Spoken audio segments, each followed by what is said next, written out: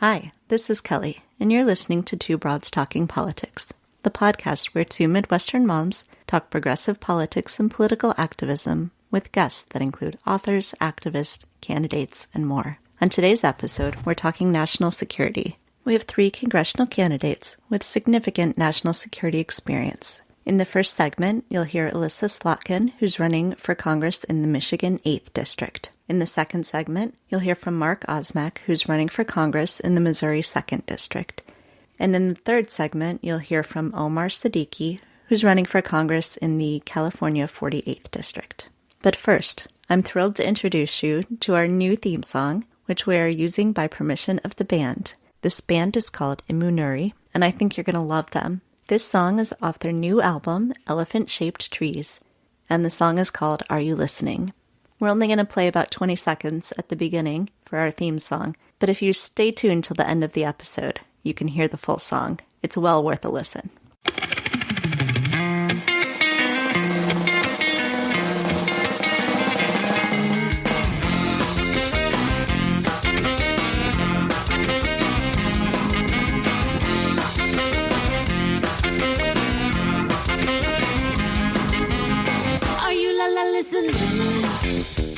Today we're here with Elissa Slotkin, who's running for Congress from the 8th District in Michigan. Hello, Alyssa. Hey, thanks for having me. Yeah, thanks so much for joining us. So we're talking generally about national security in this episode, and so maybe we could start with a little bit of background on who you are and what your experience has been coming into this race. I grew up in Michigan, but my entire professional life has really been about national service. I was in New York City on 9/11 and my second day of graduate school at Columbia when 9/11 happened. And while I'd always been interested in international affairs, when the smoke cleared that day, I really knew that national service was what I was going to do. I was recruited by CIA to be a Middle East Analyst within a year of that. And within a year of joining CIA, I was sort of voluntold, as we say, to go to Iraq. So trained in a Glock and an M4, put on my body armor and went to Baghdad. I ended up doing 3 tours in Iraq. And in between, I think something that's important about me is that I've worked for both Democratic and Republican administrations, proudly. I tell people I did 14 years in national security and no one ever asked me if I was a Democrat or Republican that whole time. I met my husband on my 3rd tour in Iraq. He's a career Army officer, and I have 2 stepdaughters that are both in service. So we're a service family, and I left Washington after 5 years at the Pentagon. That was my last job. I was 5 years and left as an acting Assistant Secretary of Defense. So we'll wrap back around to national security, of course, in a minute, but also wondering if you can tell us a little bit about why you've decided to run for office now. So I think the simplest way I could probably explain it is just that I believe that the tenor and tone of politics in Washington right now is fundamentally unbecoming of the country that I served and the country that we all love. And my husband and I, like I said, we've worked for lots of different, I've had Democratic and Republican bosses. We've worked for multiple administrations. This is just outside the norm of what we've seen, and nothing's getting done, and people feel unheard and underrepresented, and we are better than this as a country. And so we decided to throw our hat in the ring. I just sort of wanted to ask you a little bit about your thought, having worked at many different in different intelligence positions, what your thoughts are on the administration's attacks on the intelligence community. Yeah, I think the attack on our institutions, particularly the institutions that are designed to keep us safe, is just a really deeply demoralizing, confusing thing that this administration has decided to do. And a lot of people that I talk to on the ground, kind of across the political spectrum, Democrat, Independent, Republican, don't understand why the commander-in-chief would take it upon himself to attack the very institutions that are working for us. And particularly the attack on career people. I think people take it very personally. And if you're not involved in the government and in national security roles, you just sort of question what the point is. Certainly, we are used to, Democrat, Republican, whoever the president is, believing in our institutions, wanting to make them better. There was always room for improvement, but being invested in their success instead of invested in their failure. And that just feels to be on its head right now with this administration. So, of course, I have friends who are still serving in the intelligence community, in the Defense Department, and it's really demoralizing. And these people are real patriots.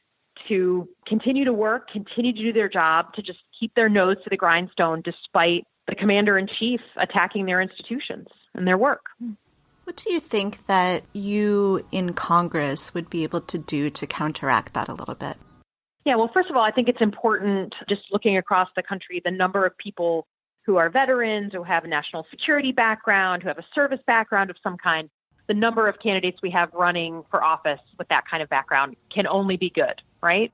Because then you have voices of experience who understand the roles of these security institutions coming, into the U.S. Congress with a real background on this stuff. It will help them do better on oversight. It will help them keep the public in mind in a really focused way. And I think it will help educate people on what these institutions and the people who work in them do all day long from a place of real experience.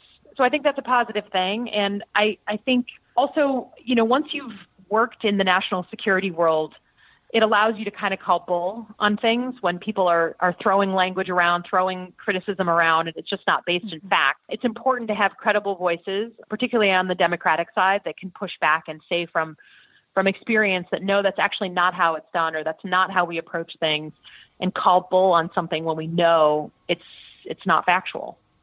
So there are various things that people seem to be worried about with national security right now, and I'm not sure how closely aligned the hype that something gets is with the actual threat it might pose.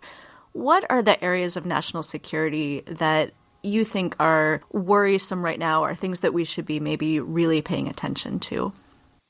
Yeah. So I think maybe this one will surprise you, but to me, I really believe that what is going on right now, certainly in Michigan and in my district, is what I call the great squeeze on the middle class. And people have jobs, many of them, especially compared to 2008.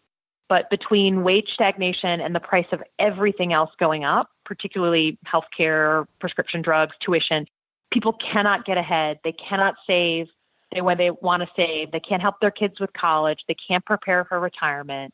So there's a lot of anxiety, and it's becoming harder to get into and stay in the middle class. And as someone who's a national security person, I believe to my core that the strength of our role abroad is only as strong as the strength of our middle class. That's our foundation. That's our backbone. And if that very basic idea that, working hard 40 hours a week and staying out of trouble means you do well and your kids do better, if that idea does not hold now because of our economy and so much that's gone on, that is to me a direct threat to our role in the world. And so for me, the fight to preserve the middle class is directly related to wanting us to have that strong leadership role in the world that we've had for so many years.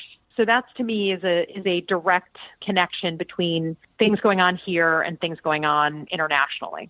Of the international threats, I know, I, as a mom of young kids, stay up nights worried about things like a nuclear bomb being dropped, that sort of thing. That there seem to be a lot of kind of little threats that we don't hear as much about or don't pay as much attention to, things like Russia potentially hacking into our electricity grid, things like that. Are there international threats that you think are things that we're not taking seriously enough? Well, certainly I think the cyber threats, we're just pretty unprepared for those, certainly at the state level. Our infrastructure is already so old and so past its lifespan. When you add to it the risk from, hacking, from cyber threat, either from a state actor or a non-state actor, you just really can see some pretty dangerous scenarios coming about really quickly. Obviously, we're always worried about terrorist threats. Homegrown terrorism is always something we should be aware of. But to be honest with you, I think a lot of the issues from, our district here, I consider a lot of our issues related to our environment and infrastructure to be homeland security issues, right? Mm-hmm. So for instance, we have a huge question about our water infrastructure here in Michigan. My district neighbors Flint, Michigan. So people have fundamental questions about the quality of their water. They do not know when they hand their child a cup of water if it's safe or if it's going to cause a developmental problem. That is a security and safety issue, right? That is an issue that we have started to think about as homeland security. You're much more likely in Michigan to hand your child a cup of water that could make her or him sick than to be attacked by a terrorist. So I think it really matters kind of your perspective on this. But here in our district, environmental security issues, we have started thinking about them as national security issues. It's a different frame, but I do think those things are just as important to people's security and safety right now as anything happening internationally. So let's talk a little bit about the 8th District. You just said that you border Flint. Where exactly is the 8th District within Michigan? Sure. So, of course, it's a gerrymandered district, so it's hard to describe in anything but sort of funny lines. But it goes from the northern suburbs of Detroit, Rochester and Rochester Hills, Michigan, all the way west through a large rural county, and then to Lansing and East Lansing, where Michigan State University is, and our capital, Michigan's capital. So mid-Michigan is how we talk about it. Mm-hmm. And so this is a district where there is currently a Republican representative, but it looks like a district that could certainly be flipped. Well, that's what we're trying to do. It's currently held by a 2-term congressman. It is a gerrymandered Republican district, but it's Michigan, right? So Michiganders really do not fit well into political boxes. So it's a district that swings on president, right? They voted for Barack Obama. They voted for Donald Trump. It's a district that votes exclusively for Democratic senators for 40 years. So Michiganders are split ticket voters. They care about the person more than the party. And that's something that's really important to us. And we hope that we can do our jobs here, mobilize a grassroots army and give people a sense that they can actually ask and deserve something better from their leaders. Do you think that our election systems are under threat by Russian hacking or other threats that could be a problem in 2018?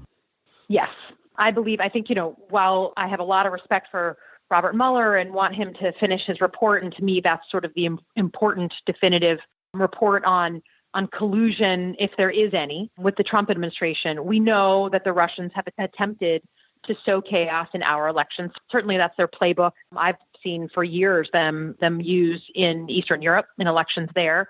So we know that they are attempting to sow discontent and disagreement among Americans and distract us and engage in, attempting to affect our elections. Unfortunately, because of the way this issue has played out with the Mueller report, with it being such a front and center issue on the news, we haven't actually set up a task force or the right institutional organizations to actually help us prepare to protect the 2018 election. So maybe state by state things are happening, or community by community, or candidate by candidate. But to my knowledge, there's no official guidance on how to protect yourself or your campaign. There's no, leading minds of a generation sending out official guidance and thoughts on how to preserve the sanctity of our 2018 elections. And that concerns me deeply. And it should concern all of us, right? That's not a partisan issue, making sure that our democracy is as intended and isn't monkeyed with. But frankly, I'm sure other folks on your show have said the same thing. We're just trying to figure it out for ourselves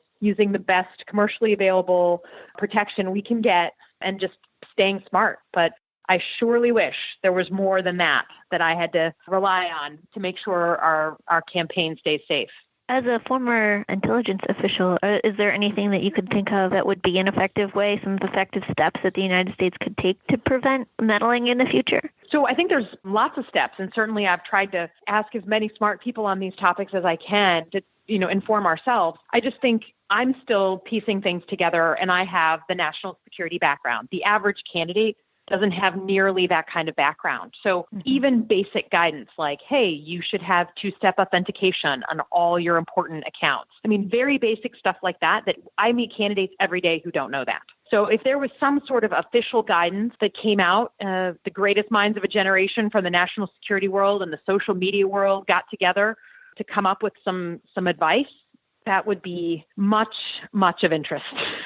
Do you think, assuming that the Democrats can take the House in 2018, or even just assuming saner minds sort of take over, is there some sort of a committee or something that should be looking at this within Congress? Are there working groups within Congress already that should be really looking at this more closely? Is there a special working group that should be called? What sorts of things do you think might be helpful here? Yeah, it definitely should not wait for the 2018 elections, right? It does not have to wait for the Congress to flip. This is really not a partisan issue in my mind. I think if you had a bipartisan endorsed task force, as I mentioned, that puts together the leading minds from the national security world,